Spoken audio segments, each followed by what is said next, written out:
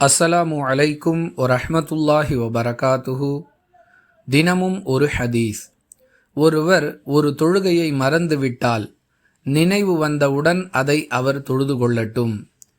இதை தவிர அதற்கு வேறு பரிகாரம் இல்லை என்று அல்லாஹுவின் தூதர் ஸல்லல்லாஹு அலைஹி வஸல்லம் அவர்கள் கூறியதாக அனஸ் ரலியல்லாஹு அன்ஹு அவர்கள் அறிவிக்கிறார்கள்.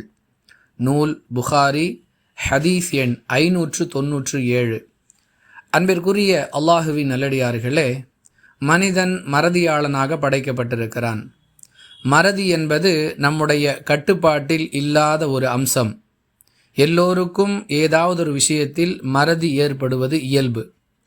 அந்த வகையில் சரியாக தொழுகையை நிறைவேற்றி கொண்டிருக்கக்கூடிய ஒருவர் ஏதோ ஒரு சந்தர்ப்பத்தில் மறதியின் காரணமாக ஏதாவது ஒரு தொழுகையை விட்டுவிடக்கூடிய சூழல் நிச்சயம் ஏற்படும்.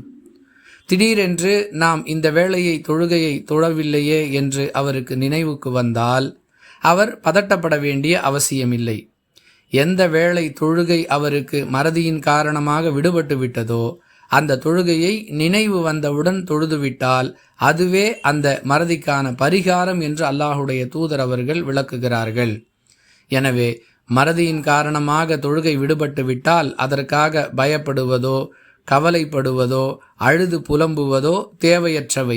மாறாக நினைவு வந்தவுடன் விடுபட்ட தொழுகையை தொழுதுவிட்டால் போதும். புரிந்து நடந்து கொள்வோம். வாஹிரு தஅவானா அனில் ஹம்துலில்லாஹி ரப்பில் ஆலமீன். அஸ்ஸலாமு அலைக்கும் வரஹ்மத்துல்லாஹி வபரகாத்துஹு.